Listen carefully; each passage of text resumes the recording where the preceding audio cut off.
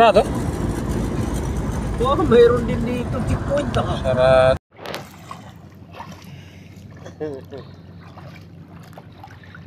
Oh, saan kayo naligo? Sa dagat. May nahuli kami. Kasayan. Kaso nga lang, nakawala. Hindi kami pinapasok sa mismong beach ng, ng dagat ng Pampanga.